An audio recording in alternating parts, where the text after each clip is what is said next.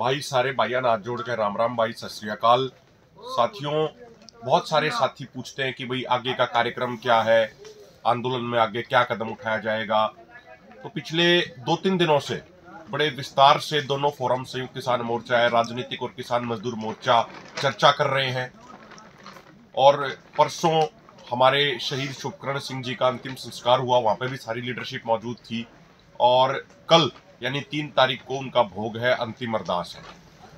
पूरे दोनों मोर्चों ने यह फैसला किया है कि भाई हमें दिल्ली जाने के लिए ही अपने घरों से निकले थे।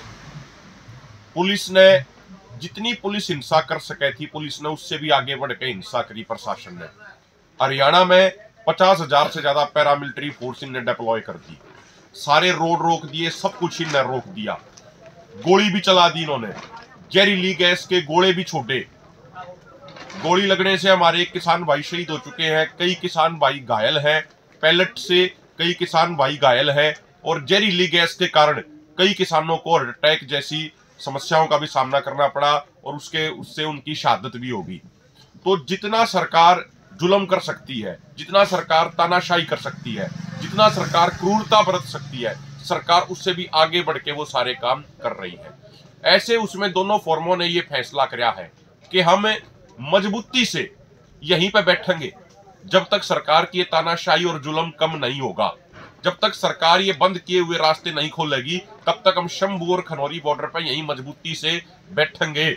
और जिस दिन सरकार की ये तानाशाही, सरकार की ये क्रूरता, सरकार का ये जुल्म कम होगा, सरकार जब ये रास्ते खोलेगी, उसके बाद हम दिल्ली जरूर जाएंगे।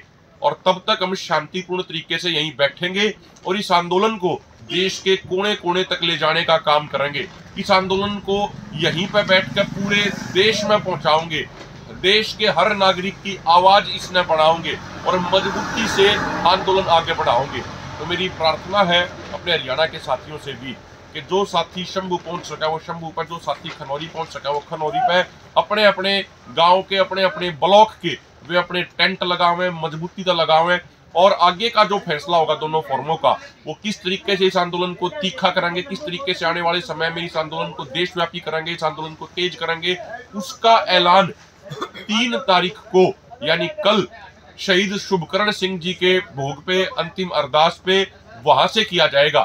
और मैं ये भी प्रार्थना करना चाह रहा हूं, दोनों फोरमों ने यह फैसला किया है कि कल जो अंतिम अरदास होगी शहीद शुभकरण सिंह की, वहां पे बहुत बड़ी गैदरिंग करी जाओगी, बहुत बड़ी पंचायत का उसको स्वरूप देकर श्रद्धांजलि भी दी जाओगी। और आगे का जो एक्शन प्लान होगा इस आंदोलन को तेज करने का, इस आंदोलन को देश के कोने कोने तक पहुंचाने का, उसका भी ऐलान किया जाएगा।